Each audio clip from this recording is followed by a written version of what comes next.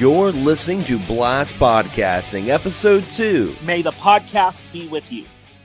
Hey guys, welcome to another episode of Blast Podcasting. This is Anthony. This is Xander. We're back, Episode 2. And hey, Xander, I want to mention this on air, but I am very grateful for the reception that our last episode got. Yeah, the last episode did really, really well. I was, I don't want to say I'm surprised, but I'm very surprised. I was like, wow, and it was nice to see how many people were really, really happy with our Castlevania episode, because I was just, that's the series that you and I both love, and it was a blast. And this week's episode is going to be just as great. Yeah, it was pretty much positive last week. There's going to be a little bit of negativity this week. Yeah. I mean, there's definitely going to be some feathers we may rustle. Because this is a lot more of a larger fandom than Castlevania. I mean, Castlevania has a nice size fandom, but it's not as divided as the fandom that we're introducing in this episode. Now, before we get into the episode, though, I did want to say one thing. At the time that we're recording this on the 13th. I mean, obviously, you guys are listening to it listening to this episode next week, technically.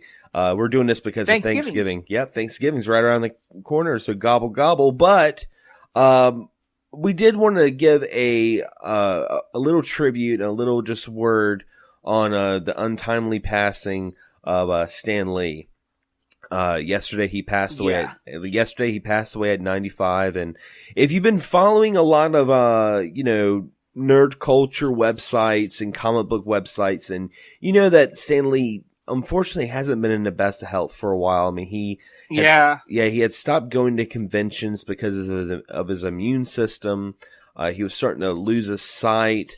And I mean, it's just one of those things that as you get older, you start to see your heroes fade away. And, Stan Lee, we think about him like as a superhero, but ultimately he was a human being, and an awesome one at that. I also mentioned yesterday, because yesterday was Veterans Day, and many people didn't know that Stan Lee actually served in World War II.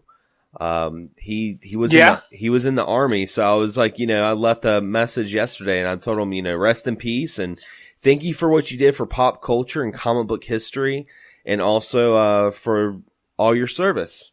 So did you want to say anything about that, Anthony?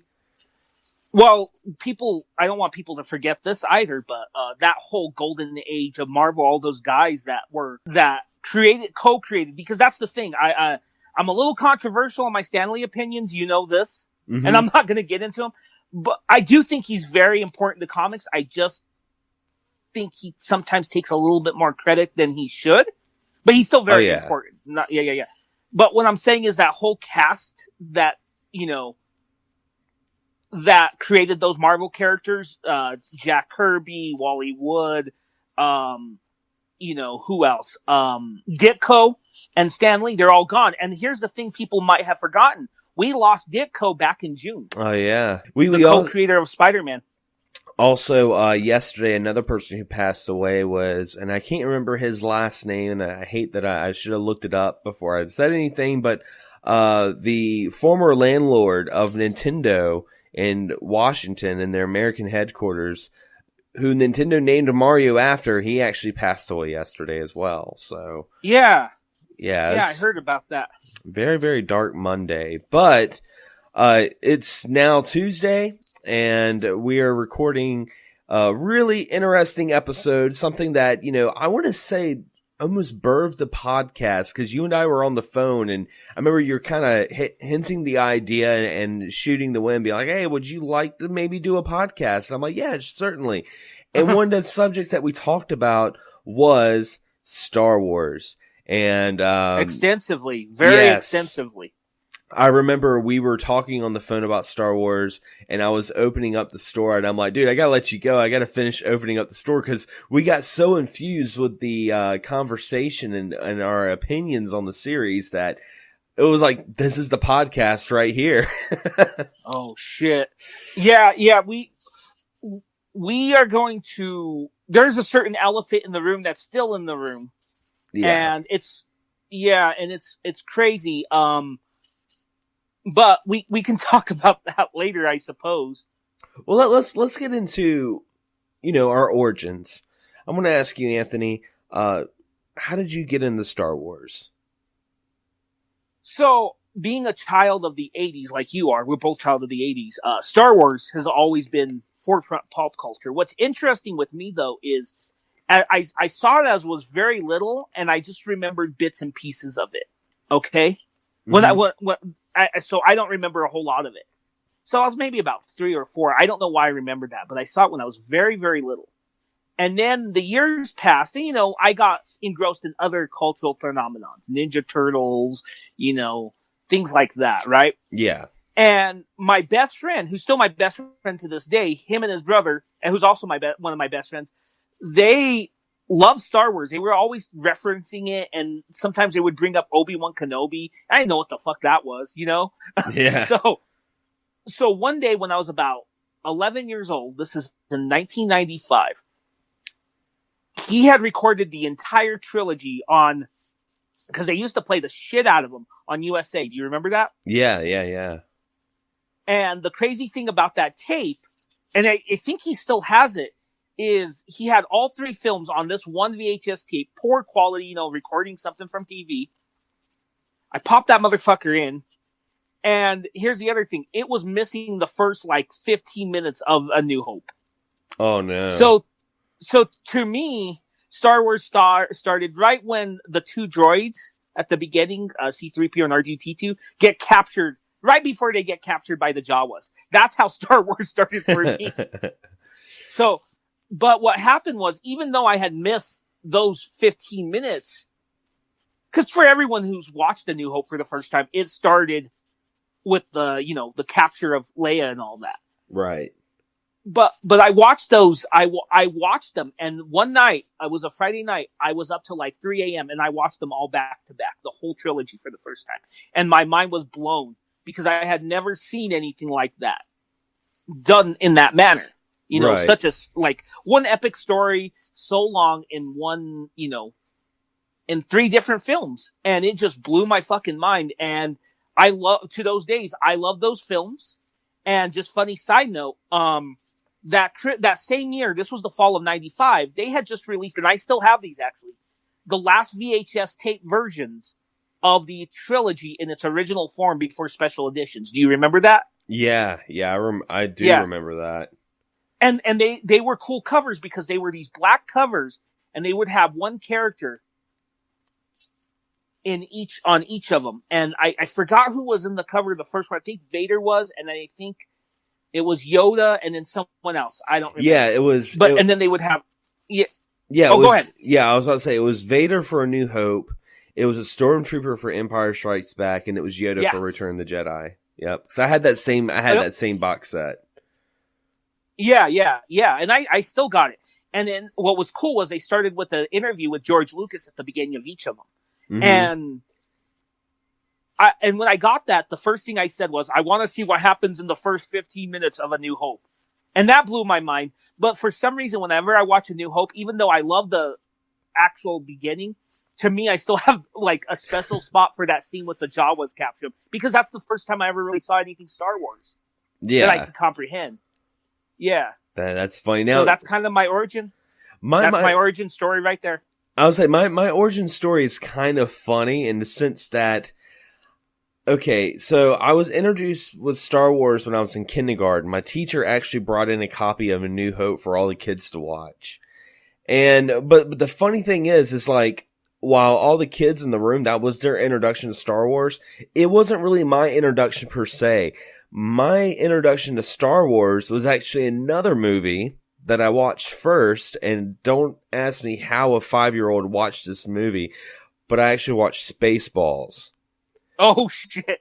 Spaceballs was my introduction to Star Wars, and I remember how confused I was because, I didn't understand parody movies. I didn't understand how that worked, but I watched Spaceballs, and that's how I thought, the movie was. And then everyone's watching it, and I see Darth Vader walking. I'm used to Darth Helmet. He walks in, and I'm like, wow, this guy actually looks kind of scary, where, Darth Helmet was just a dweeb, so that was my introduction. And then I remember that was it for a while. I mean, I liked Star Wars, but I wasn't really into it like full in depth. It wasn't until they started re-releasing the movies in theaters. And I'm not talking about the prequels. I'm talking about the original trilogy. They started re-releasing them in theaters. And I want to say that was the early 90s. And I got to go see them in theaters. 90s. Yeah, and I went to go see them, and I was just like, wow, I'm totally into Star Wars now. Yeah, that was the special editions, and that was my first viewing was almost 2 years before those came out. Yeah. So I remember going to see them, and that just got me like super pumped for them. And I saw all three of them. That was also the first time that I started to become slightly critical of Star Wars because of the shit that they added. So yeah. That was, We'll get into that later, though. Yeah, because I was about to say, I mean, to this day, that's why I don't have any of the Star Wars on Blu-ray. Because here's the thing, for some of you folks that are listening that are that into Star Wars, I mean, some of you guys that are listening know this, but, there's actually many different versions of Star Wars. I mean, you had the originals, then you had the special editions, and then the Blu-rays added even more special stuff to it. And it was a very interesting thing because I watched the Blu-ray versions and I saw some of the changes they did.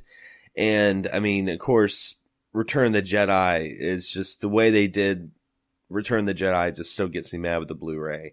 I mean, that scene with Vader and Sidious and, Vader sees Luke being electrocuted, and that was such a important part of that whole movie because Vader didn't talk. He was just looking at his emperor, his ruler. Whoa. What did they do to the Blu-ray? Oh, I'm getting into that.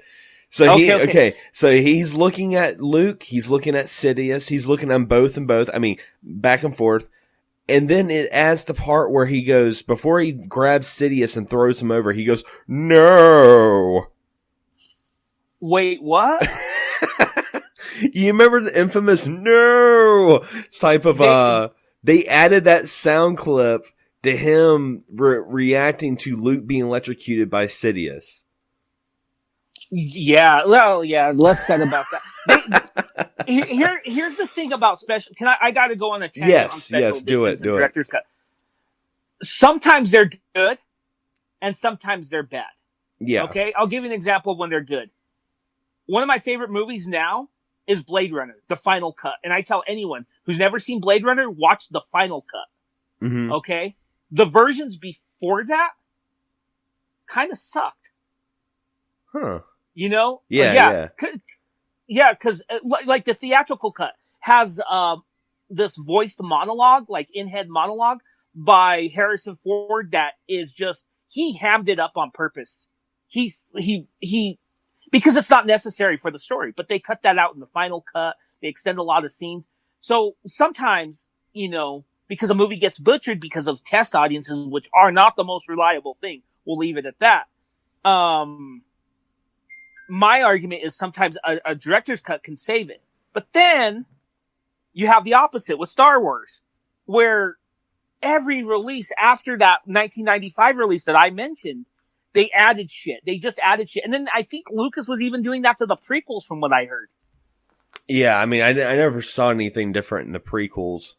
But, I mean, you're definitely probably not wrong with the Blu-rays. I think what the problem is like, and I do this as a songwriter, when I'm writing music, there comes a time that you have to just stop. You have to be like, okay, this is a song, I need to stop. Because sometimes you can add and take away so many elements that it loses what it was. And that's the perfect epitome and analogy of what that last scene in Return of the Jedi was. Because it was so powerful to see this emotionless helmet that was actually showing emotion. Like, it was weird. It was almost like you could see the pain and decision making in Vader's eyes, seeing essentially him choosing between the light side or the dark side. I mean, Sidious represented the Sith order that he, succumbed to, and Luke was the remnants of his former self, Anakin. So exactly. so to see that, and like, if you never watched a movie before, and be like, oh, what side is he going to choose? Is he going to choose? Even though deep down you knew he was going to choose Luke, but still, you're just like, what's going to go on? But then when you hear that no type thing, you hear that in the background, you're like, dude, what the fuck? And then, of course, we all know about the other special effect they added in, where the end scene of the Jedi, they replaced the actor who played Darth Vader with Anakin's actor.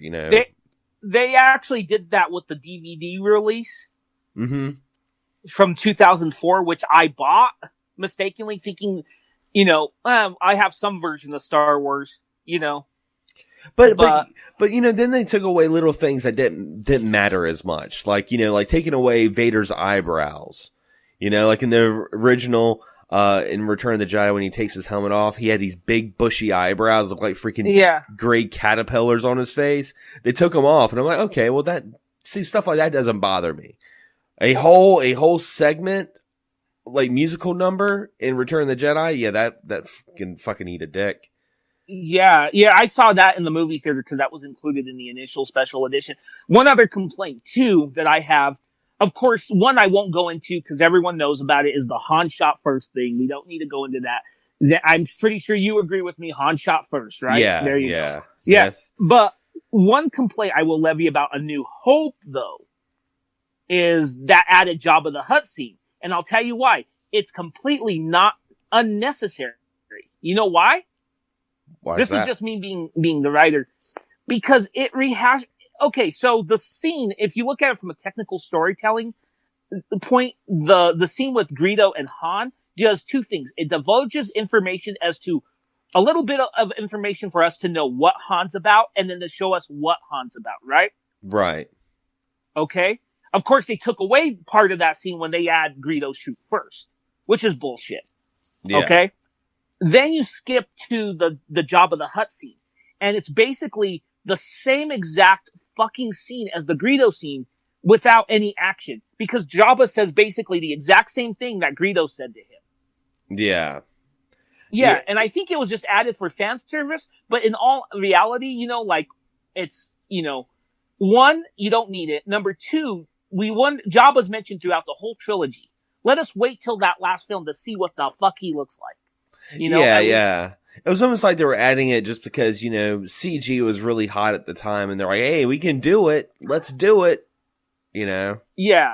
The only scene I think that I like that was added to A New Hope is the scene with him and Biggs. Mm-hmm. When Biggs comes to talk to him before the Death Star scene, I like that. Yeah. Because that added a little bit more of character backstory to Luke. About, because he mentions Biggs and we don't know who the hell he is. And then there's a little bit of a continuity problem in the original because Biggs dies and Luke's sad about it, but we don't know why without that scene. So yeah. So I think that's about it in these special editions.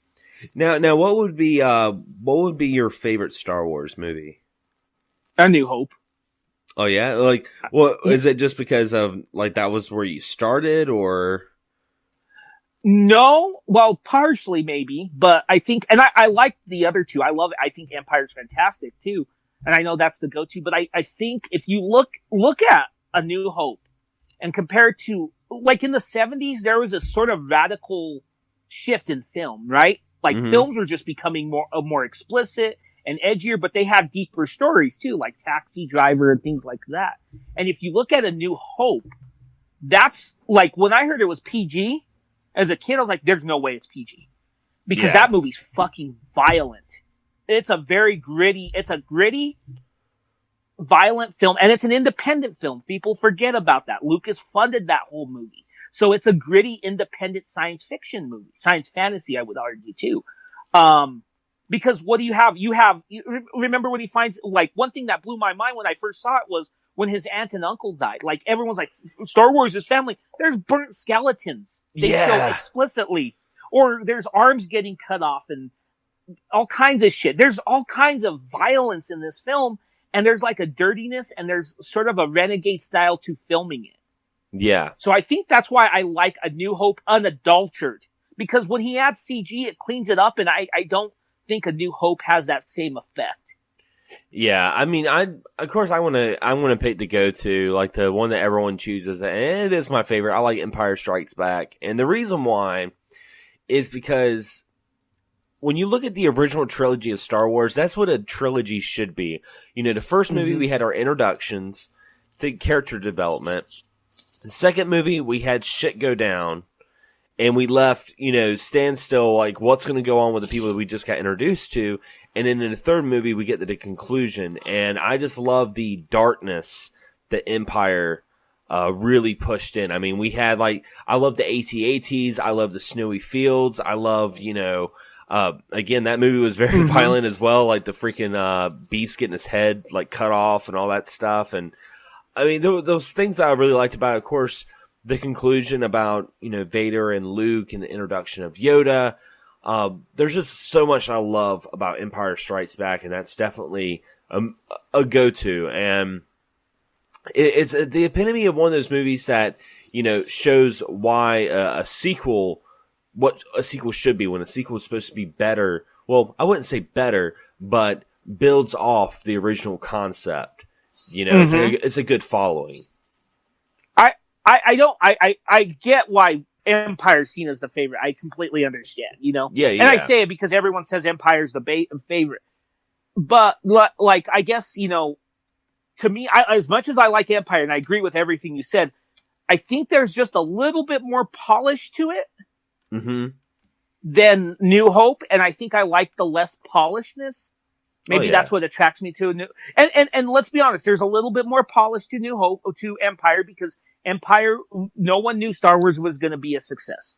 No one fucking knew that. So what do? They make a sequel, and of course it's going to be it's going to have more of a budget. It's going to be funded by a studio this time, and it's going to be a little bit more polished than that original film was.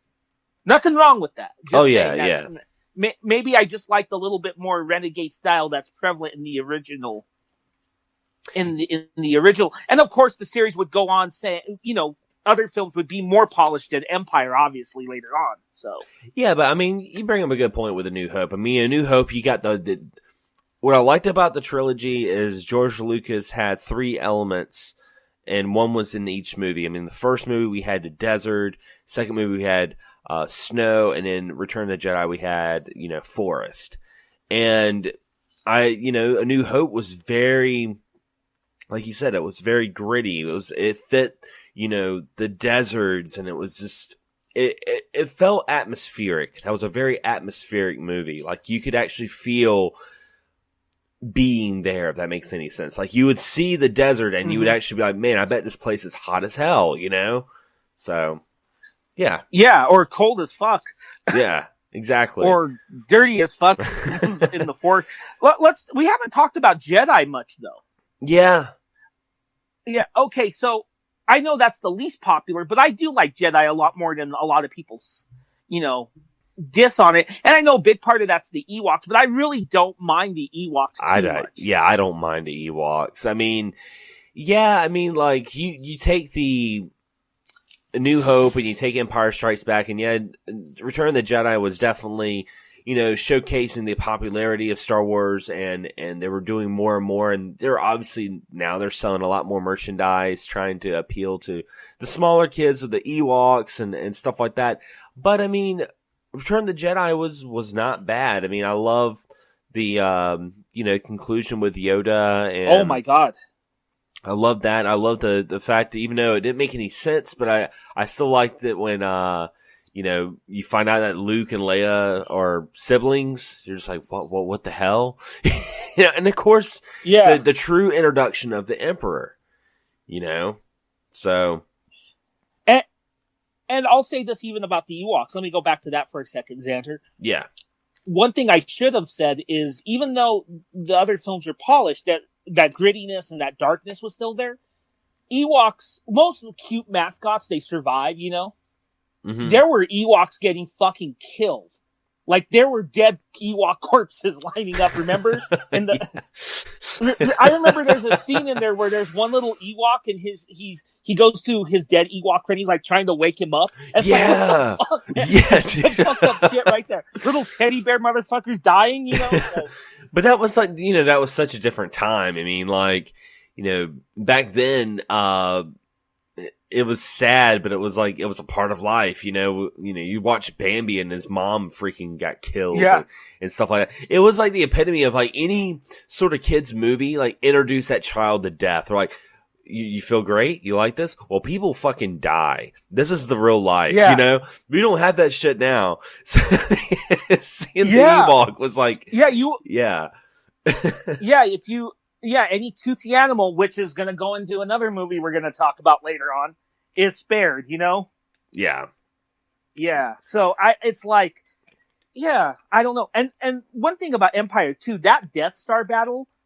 I know everyone loves the one on New Hope, and I do too. That's part of the reason. But I don't know. Sometimes I think that Death Star battle at the end of Jedi, the whole sequence, the Battle of Endor, the battle at the Death Star, and the battle between Luke and Vader and the Emperor, all three of those are just perfect, I think. Yeah, they're freaking epic. Now, let's go ahead and get into the prequels.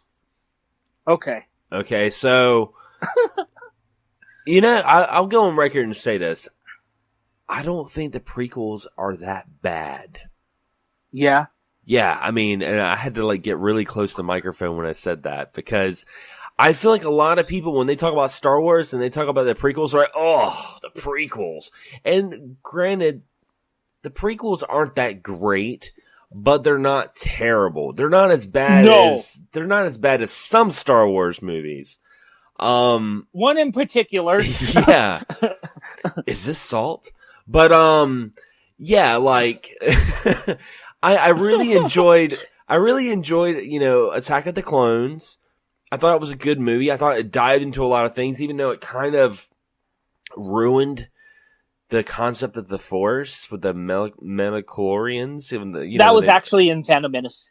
Oh, okay. Yeah. Yeah. The whole like thing when they mentioned that, it was like it took away the magic of the Force. You're just like, well, fuck, okay. But it didn't bother me too much. I mean, I like the fact we saw Jango Fett in Attack of the Clones, even though he wasn't. He had some badass parts, but And then of course we had Christopher Lee, Count Dooku. I thought that was really, really cool. Oh yeah.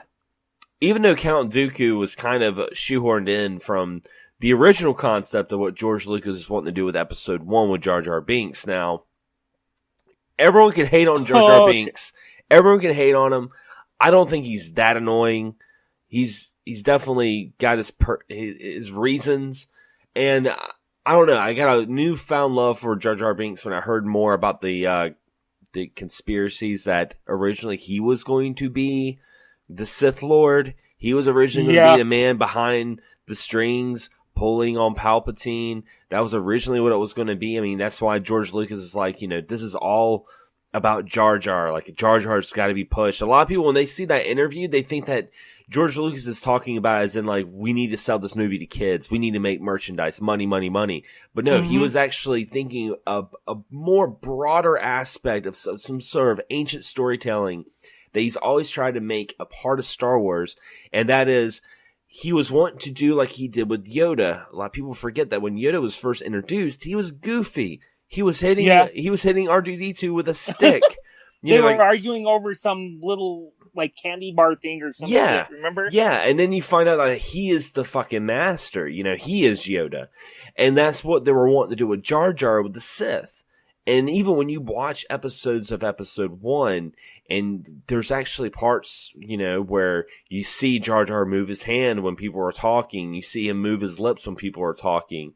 I mean, it was just like little hints that they were trying to put in there. And of course, this is all conspiracy and a little bit of fact from George Lucas and the voice actor of Jar Jar, that Jar Jar was supposed to be the main bad guy, the guy that ultimately was training Palpatine. Of course, that turned later into Darth Plagueis, which is a fantastic novel, by the way. Yeah, I read that. I don't read a lot of Star Wars novels, but that one's pretty damn good. And you can actually listen to the whole audiobook on YouTube right now, which is, I do recommend it. It's really, really good. It's funny because that book originally, when I was first listening to it, I'm like, oh, this is going to be very, politics, very, very, I thought it was going to be boring. It was just nothing but politic talk. But man, when it gets to the nitty gritty, oh man, it's freaking epic just to see the progression of what made Palpatine the Emperor of the Empire. Oh yeah. So I'll go to the prequels real quick. I saw Phantom Menace in '99. I've seen every Star Wars in the movie theater except for one, which we'll talk about later. You know, the most recent one that came out, and I will say, you know, I remember liking it, but then it was like, I don't know if I like it. And here's the thing, I don't think it's a good movie, but I don't think it's like the worst movie ever. You know, like I'm not a fan of Jar Jar. You know, he kind of bugged me. Even with the conspiracy, he kind of bugged me a bit. But there are some fucking cool moments in The Phantom Menace that you cannot deny. Pod racing, for example. That sequence, that's the thing people forget. George Lucas is a very good action sequence director. So that pod racing sequence is really fucking cool. And that pod racing sequence is very much like the Death Star, where there's not a lot of music until towards the end of it. Yeah. Yeah, that sequence is really cool. And then the Darth Maul fight is pretty fucking cool. Yeah, you know? I mean, yeah, they did. And the thing about it is, I just think when people mention the prequels and they mention Star Wars, I just think it's the popular thing to hate on the prequels, especially Episode 1. You know, it's just like one of those things. It's like a rite of passage of like you're a Star Wars fan, then you have to groan when people mention Episode 1. Not necessarily. That's what, you know? Yeah, and it's not that. I mean, it's not the best movie. I mean, you know, I don't know if you remember this, but this was just about maybe 6 months before Disney bought Star Wars. But Disney had a plan, not Disney, but Fox had a plan, Lucas did, of releasing every movie yearly, again, all 6 films at that point, up to, let's see, 2012, 2013, 2014, 15, 16, up to last year, okay? Mm-hmm. All of those movies, again, in 3D. Do you remember that? And they did release the Phantom Menace, and I even saw that in the theaters. I took my son to go see it, he loved it. And go ahead. I was gonna say that would have been cool because I didn't see it, but that would have been cool to see the pod racing in 3D. Oh, the pod racing was fantastic in 3D. It was just fucking amazing, and I remember sitting there, and this was before, you know, a certain movie we'll talk about later. My whole thing is, I was sitting there, it's like, it's really not that bad of a movie, you know? Yeah. So there's that. And again, I agree. Attack of the Clones was good. And even, you know, like Revenge of the Sith, everyone likes, like we did earlier, knock on the no, you know, everyone knocks on that. But there's a lot of cool sequences. I think it's funny when everyone talks about that movie, they focus on that one part, but you don't see a lot of people mention the rest of the movie. And maybe it's because that rest of the movie isn't too bad. Yeah, because... Go ahead. I remember, like, I got kind of choked up. When I first watched the movie, I got kind of choked up in that scene where, you know, Anakin's, like, you know, he completely turned and he's on fire, and Ben Kenobi is like, you know, you're the chosen one, and, you know, and you see that big conflict. I kind of choked up a little. I'm not going to lie. I was like, man, that was a fucking powerful scene. That fight was sequenced, or when he accidentally kills Padme. Yeah. Shit like that. Yeah, it's just, that whole movie is there's a scene too where they're like in some theater, they're watching some show or something, and that's when the Darth Plagueis story starts coming up, when the Emperor tells him that story about death, and he starts really routing Anakin to the dark side. So, I mean, there's a lot of subtle things that he did. Going back to the Attack of the Clones, there's that scene where he kills all those sand people. Yeah. I mean, Lucas did some cool stuff in those movies. There's some crap, but there's some cool stuff. So, I think some of the issue is, and I think this would be a good segue to get into the newer movies, is I think the big problem is a lot of fans have their own theories, and it's such a thick lore that we have so many premeditated ideas of what we think Star Wars should be, that what happens is, like, they see those movies and they automatically make a judgment because it's like, oh, that's not what I would have wanted to do, you know. And I think that's some of the problems that we see with, you know, the prequel trilogy. And I want to sound like a total hypocrite on this because I have my own theories and I have my own thoughts when it comes to the rest of the saga right now, right after Return of the Jedi. So, but let's get into the new trilogy and Disney Wars. Yeah, Disney Wars. Now, what did you think about Force Awakens? You know, it's funny. My mind was blown when I first saw it, and I remember that night that I saw it, I was like, "Oh my fucking god!" Like super hyped about it. And it was weird because I felt the same way when I watched the original trilogy. But something happened that didn't happen to me when I watched that original trilogy. I started to nitpick the movie more and more I thought about it. Yeah. And I'll go ahead. No, I was about to say I had the same thing because I saw it twice in theaters. First time I saw it, I was blown away. I was on cloud nine. Second time I watched it, I was like, wait a minute. Like, how is Kylo Ren stopping a blaster in midair when Darth Vader couldn't even do that? Yeah. You know, little things like that, but yeah. Yeah. And I agree. And it's just one of those things where you thought about it more and more. And it wasn't even those little things. What bugged me the most was, you know, and everyone have said this argument, but it's the truth, is it's a beat by beat remake of A New Hope, essentially. Mm-hmm. Just with some different characters. Is it bad? No. I think The Force Awakens is a pretty good film. It's a decent film. But it's a beat by beat. And going back to something you said earlier, my friend, that we all have our own ideas of what Star Wars should be, you know, and that's a negative thing. But I also think that at least my idea was something different, at least feel a sense of progression in the story. I'm going to give you an example. I'm going to give you the silliest example I can, but I can tell you of something that represents progression in films. I love those Bill and Ted movies. Don't you? Like Bill and Ted's Excellent Adventure? Yeah.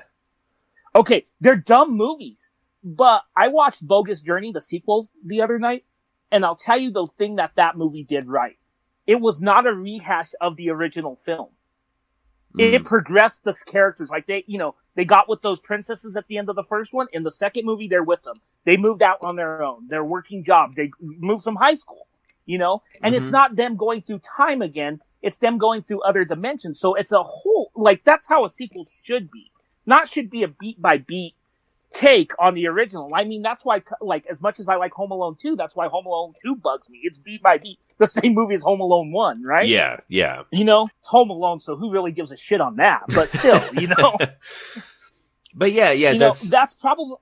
Go ahead. No, that's what I was gonna say. That was one of the things that it's like I saw Force Awakens, and like when I first watched it, I was like, "This was fucking amazing," and then I went online. And people were like, this is kind of a rehash. This is like like you said, beat by beat. And then I was like, no, I don't think so. No, I mean, it was just some of the same elements. And then I went to go see it the second time with my boss that I was working with at the time. Him and I went to go see Force Awakens.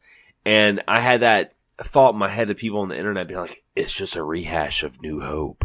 And I'm watching it and I'm like, fuck me, it is.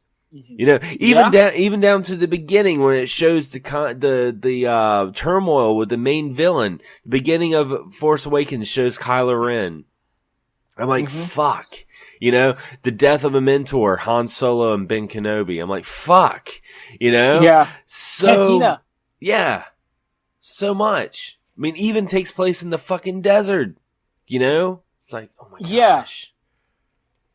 Yeah, I agree with you, dude. And here's the thing with Star Wars. Star Wars has such a deep lore that it doesn't need the rehash. And the other thing that bugged me is the conflict of this new trilogy. Again, another Empire and another Resistance. Do we really need that? I had a theory of what I was wanting Force Awakens to be.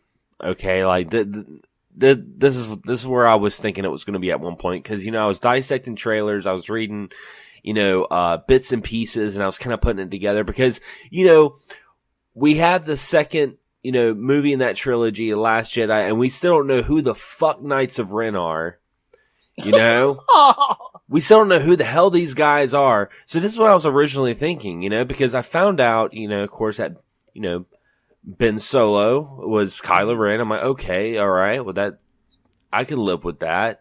So what I was thinking was, of course, Ben Solo turns to the dark side on Luke and, has that whole conflict. But I was thinking that maybe, Snoke used the Knights of Ren as almost like a cult of Darth Vader as a, like a false martyr to kind of influence these younger Force sensitive people into going more towards the Sith. It's kind of like a fake god almost. And, Ben Solo being so infused by his grandfather, was the leader of the Knights of Ren, and they went and they killed everyone in the Jedi Temple over all this stuff. But instead, and we'll go ahead and get into The Last Jedi with this, instead, Luke Skywalker, the guy who saved his dad from, the Sith and, always thought that his dad was going to be good, had a night where he woke up where he was like, oh shit, my nephew might try to kill me. I better go ahead and kill him. Oh shit, I feel bad I did that. I'm going to go and seclude myself. What the fuck? Oh, like, yeah. Seriously. Yeah.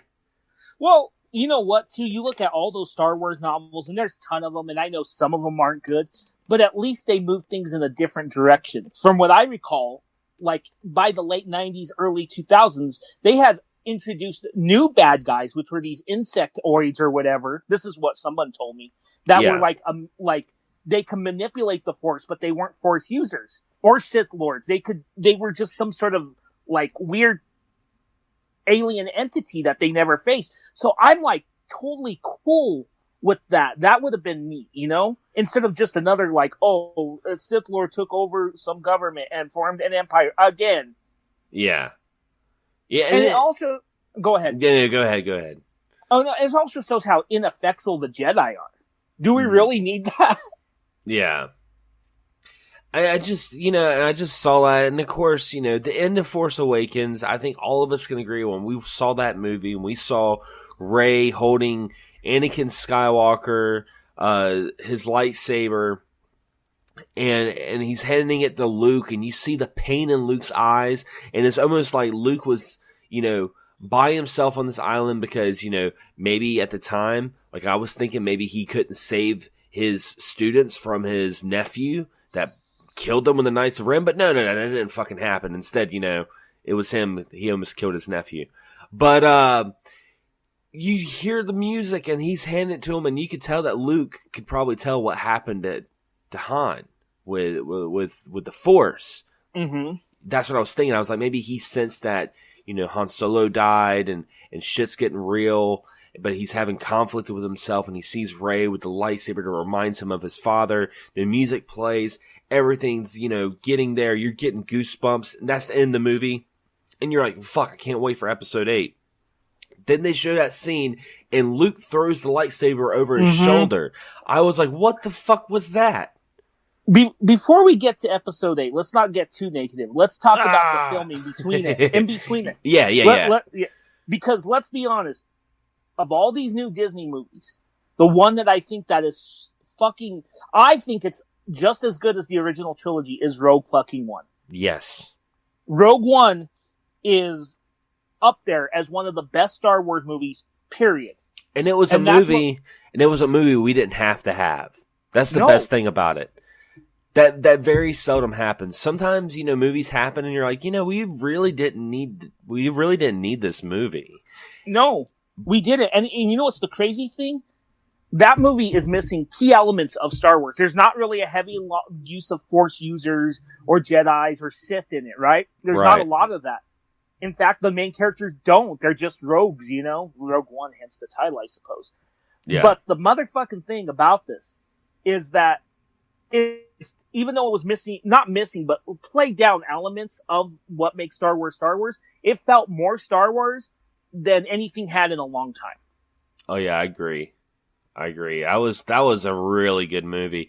The only thing I don't like about that movie is I don't know why they didn't want to use the Star Wars theme They used a different theme, and it's like it sounds like a royalty free Star Wars spinoff song. It's like a little slightly off. I hated that. I heard that like they only played it in the movie like twice. It's like even they knew they're like, okay, we can't play this. Oh shit! Oh, I did not know that. But no, that movie is fantastic though.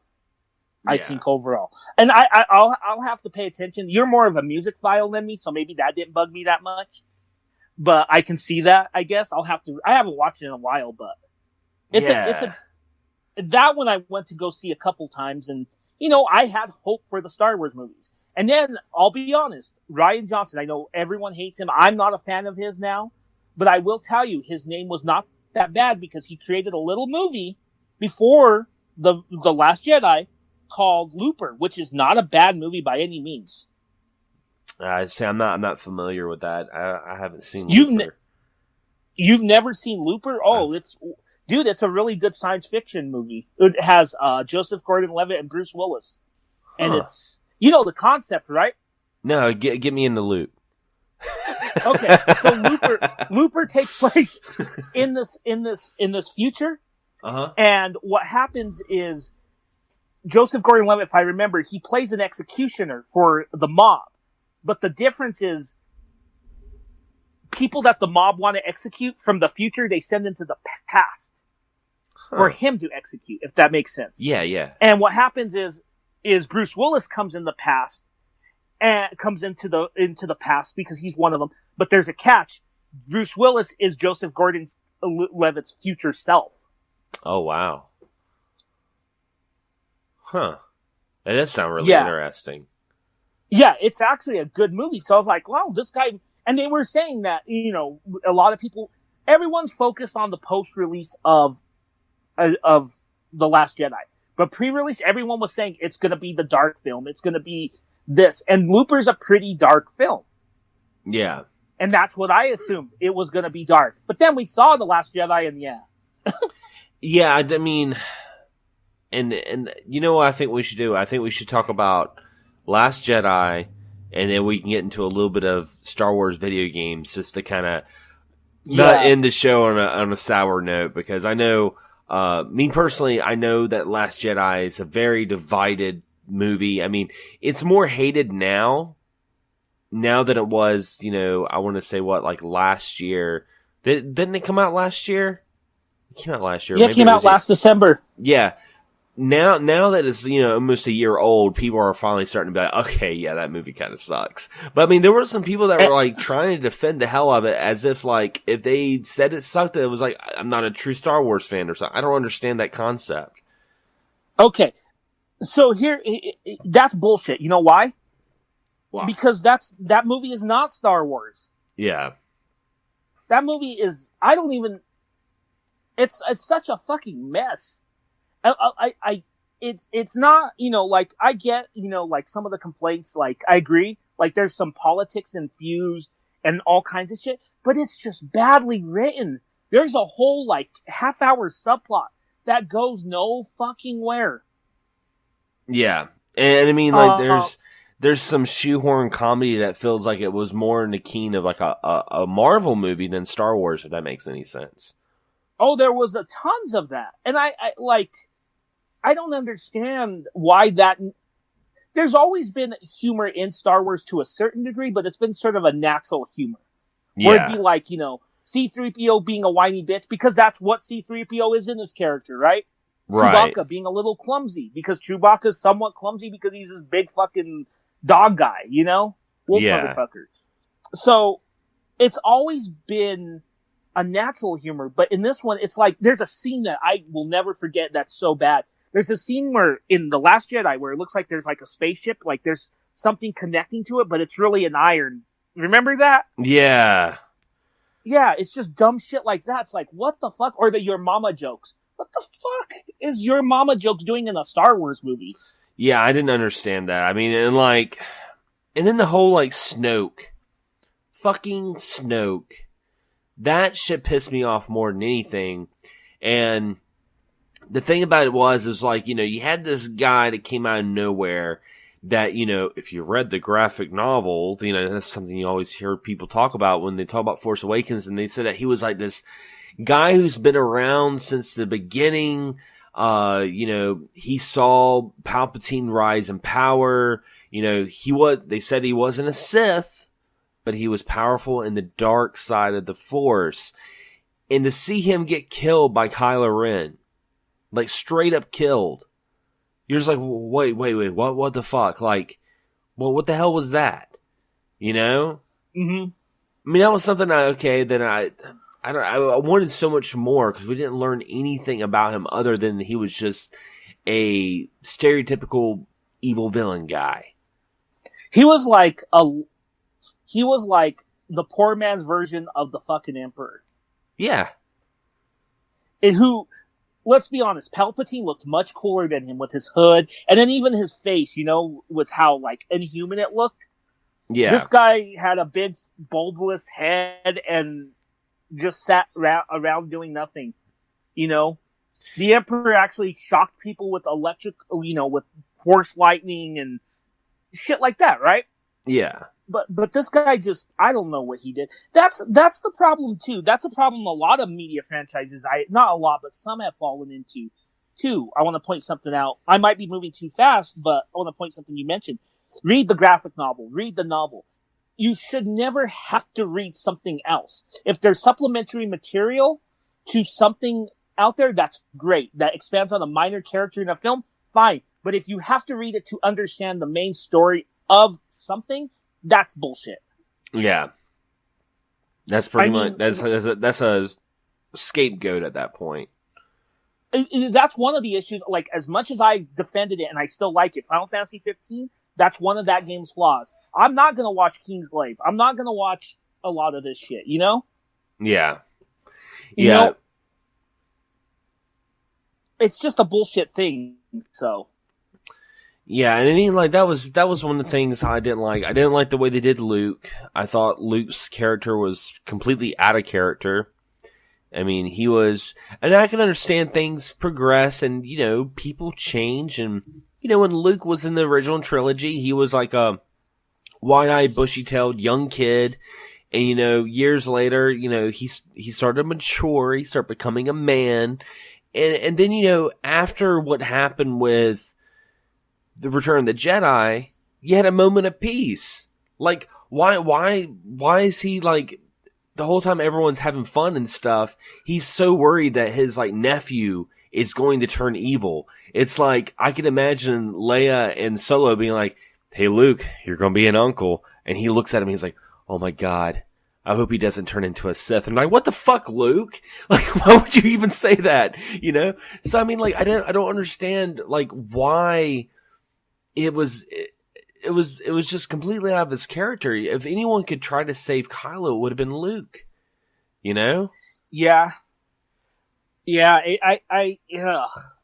that's just part of it. And then the way he died. Oh, I'm gonna make a hologram of myself, then die. How? Yeah. And of course, one other thing I want. Yeah. Oh, go ahead. Oh, I wanted to talk about Rey.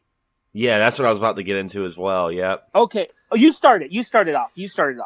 Okay, like, when Rey was shown in The Force Awakens, I know a lot of people were kind of giving her a little bit of criticism, being like, oh, how does she already know how to learn the lightsaber and all this stuff? And I liked Rey in Force Awakens. I was like, hey, she's kind of badass, like, of course, she had weapon training before she got the lightsaber, so it makes sense that she would be able to fight with a lightsaber. She was using a big bow staff, which was really reminiscent of Darth Plagueis's weapon. He had a bow staff lightsaber, but so I was like, okay, that makes sense. But then in The Last Jedi, it was pretty much like Luke's like, I don't really have to teach you anything. You know everything that you need to know. And she's like, oh, okay. And he's like, yeah, everyone has the Force. This is like, turned her into a total Mary Sue, Oh yeah. And that's the thing about that character. You cannot say that she's a terrible character, or else you're sexist. That's not true because I don't think she's a very well written character. Let me point something out. You know who was a good female character though, Xander? Who's that? The main character of Rogue One, who was female. Yeah, she was really good. She was flawed in everything. But Rey, there's like, oh, I can do everything just fine. It's like, I can fix ships, I can fight with a lightsaber, I can study Jedi shit, I'm just good. Yeah, it's just kind of like no cause and effect, You know, you and I can go on forever because this is not the first time we've had this discussion. We've gone on forever. For the sake of the podcast, I think, do you have one last thing you want to say? One last complaint about The Last Jedi before we move on to video games. Why the fuck did Yoda use Force lightning? That's what I was going to say, too. You were reading my fucking mind, dude. I was going to say that was... Force Ghost, I thought they just talked. That's it. They just talked. And Jedi didn't use lightning. That's a Sith power. That's something that the Sith do. They use lightning. Jedi doesn't use lightning.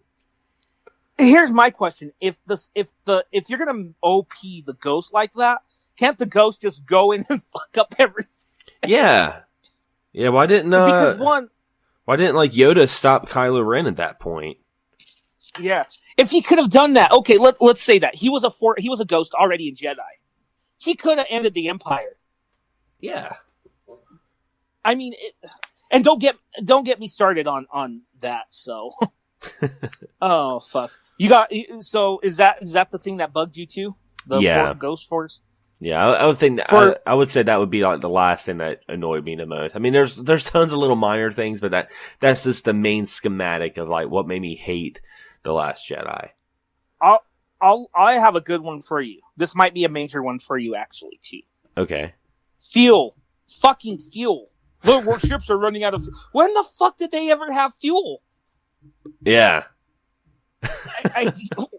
In no movie, and maybe it's mentioned in some book, but even the books I've read, because I've read a couple Star Wars books here and there, and even some of the books I've read, none of that happens. There's no fuel. Where the fuck did that come from, Xander? Maybe the fuel was that freaking blue milk. Ugh. Ugh. Well, I can safely say we think that The Last Jedi is a complete clusterfuck, and that's why I didn't go see Solo. Yeah, I haven't seen Solo either, but I do know the spoiler, the end credits to Solo, and I was like, okay, I saw that, and that's good enough for me, and that is the Return of Darth Maul. Yeah, I'm okay with that. But... I was like, okay, that's cool. But aside from that, I was gonna say I am looking forward to the new Star Wars with J.J. Abrams. I'm like, come on, man, you got a lot of work to do, but I think he can do it. I think it could actually be a decent movie. There are, from what I understand, there are rumors that they're retconning a lot of what happened in The Last Jedi. Well, you remember, right after The Last Jedi, the director, he was going to have his own trilogy. And that's being doubtful, too. Well, now they say it's not going to happen now. They said that they squashed that idea. So. Well, we got one movie. Imagine the whole trilogy of that shit. Gosh. Yeah.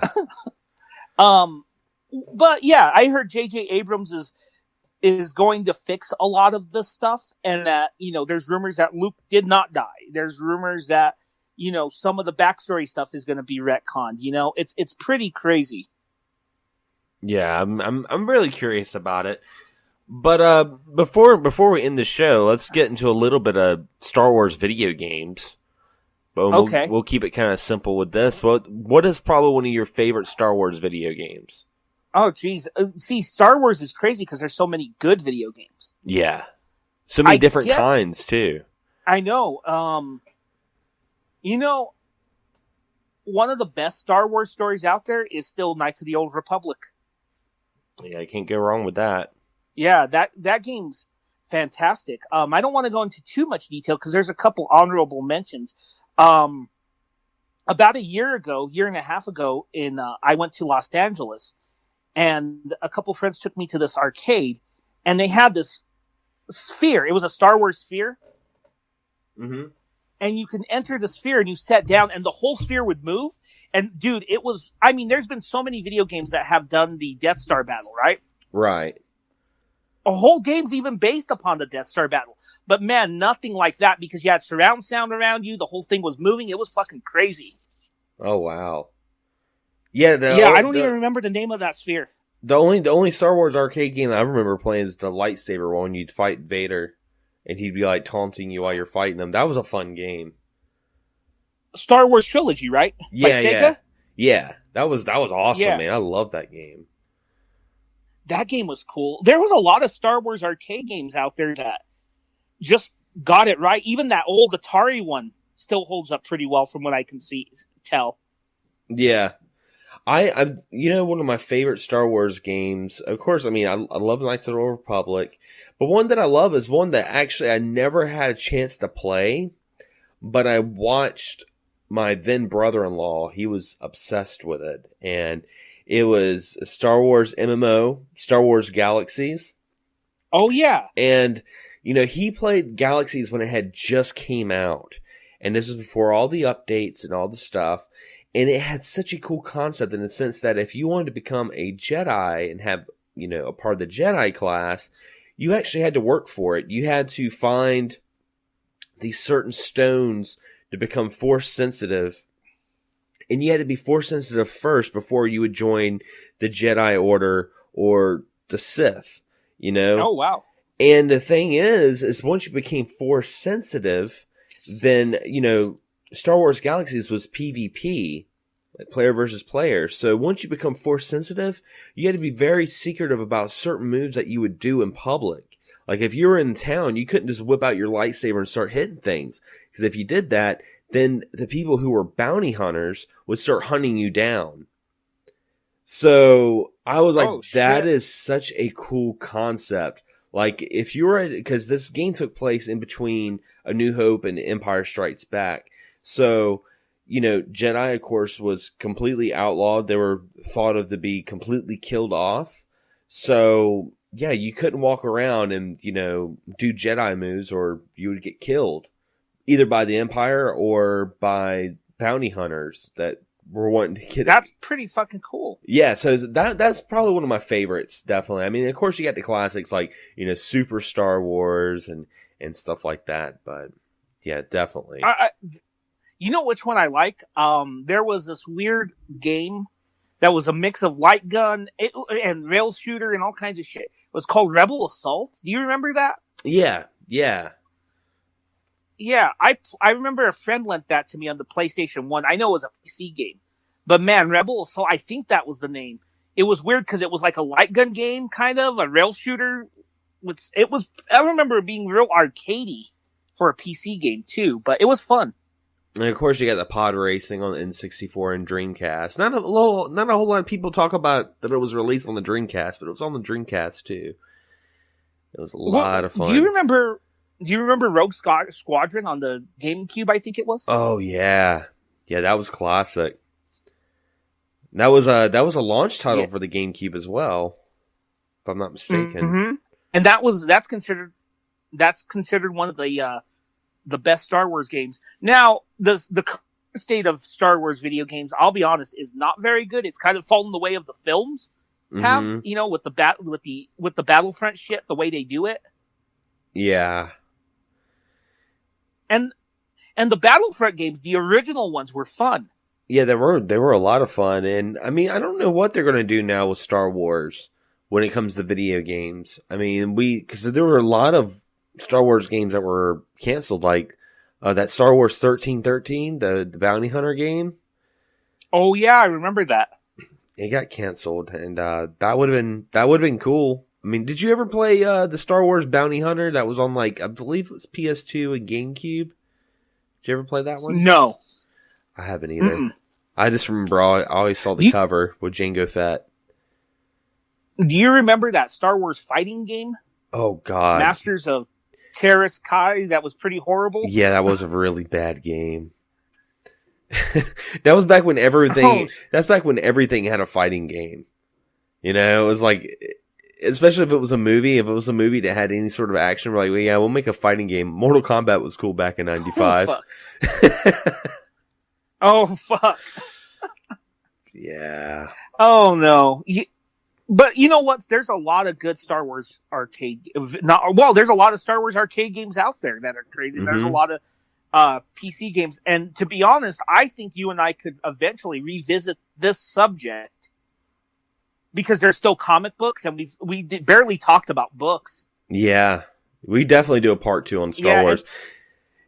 Because yeah, we try to make the podcast at least like an hour, maybe an hour and a half. Like, we try not to have too much of a lengthy podcast, and Star Wars is definitely something that we could talk about for a long period of time.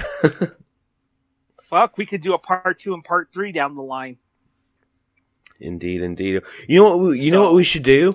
What we should do, Anthony, is we should both watch Solo and do a whole podcast on Solo. Okay. We could do a review. I'm waiting for Solo to hit Netflix because they have that Disney. They have Disney deal. Yeah. So when it hits next Netflix, we can do it. We'll do it when Solo hits Netflix, because I guarantee you it will be on Netflix at least by December. Yeah, we could sit back and we can watch it on our leisure, and then when we get back on the show, we could just do a discussion on Solo. So I'm pretty sure there's a lot we could talk about. I am totally down for that. Cool. Well, you think this concludes another episode? I think so. Wow, what an episode. A lot of shit. I know it went by so fast. But yeah, guys, this concludes another episode of Blast Podcasting. Be sure if you're listening to this either on my YouTube channel, youtube.com/XanderScullion, or if you're listening to it on Anthony's channel as Magus X1, be sure to check us out on Podomatic as well. I do want to announce that we will be coming out soon on iTunes and Spotify. I'm just getting some extra little things in order to make sure everything's good to go, because I don't want to lose any of our episodes, and might as well start early instead of like 20 episodes later. But, oh yeah, I need to get all those other episodes that are archived. But definitely check it out. Check out our previous episode of Castlevania. It was another really good episode, and I'm looking forward to the next one. A little different for you guys next episode. Yes, we got a really good idea for episode 3. But anyway, guys, hope you have a happy Thanksgiving.